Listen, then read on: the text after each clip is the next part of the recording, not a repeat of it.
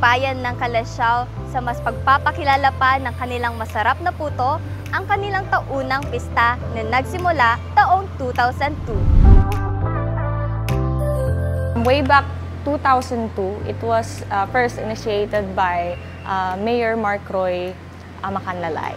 So at that time po, dalawang activities lang po ang ginagawa during Puto Fest, which is yung street dancing and parade.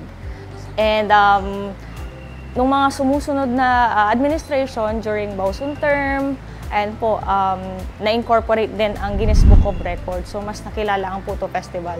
Annual na namin siyang ginagawa.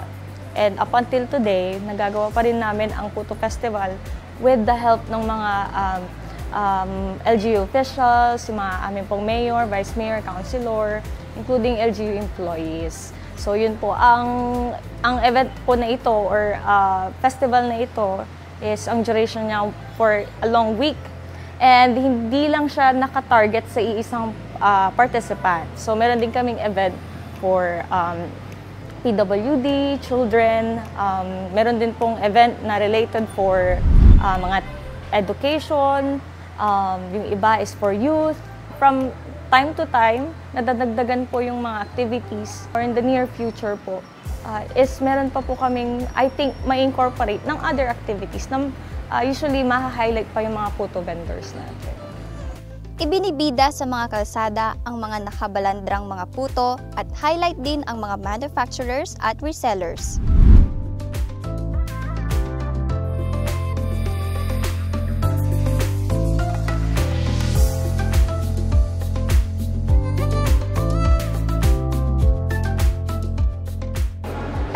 Dito ang iba't ibang malikhaing paraan ng pagdidisenyo ng kanilang mga produkto.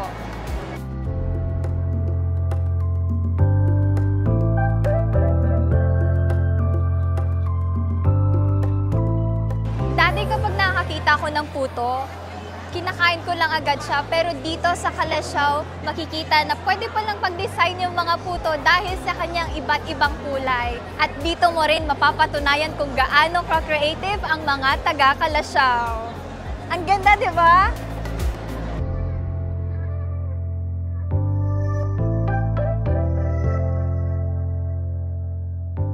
Inisatibo, naging vision po ng ating former Mayor Joseph Arman Bauson na kung saan po nagtulong-tulong po ang lahat ng mga puto vendors para po makapagbuo ng isa pong larawan na gamit po ang ating puto. Ang puto po, puto music po natin ay consists po of 300,000 putos na pinaghatian po na gawin ng ating mga puto producers. At the same time, yung workforce naman po natin ay kinuha po natin sa mga volunteers group at mga empleyado po ng LGU. Napakasaya po dahil ito po yung ating magiging pride po ng Calasiao po yung aming Guinness Book of Records. Dito po kami nakilala.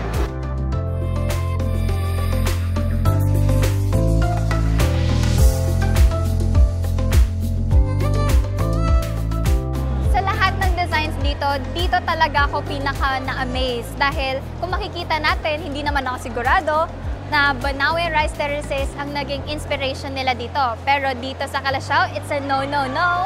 It's a Banawe Rice Cake Recess.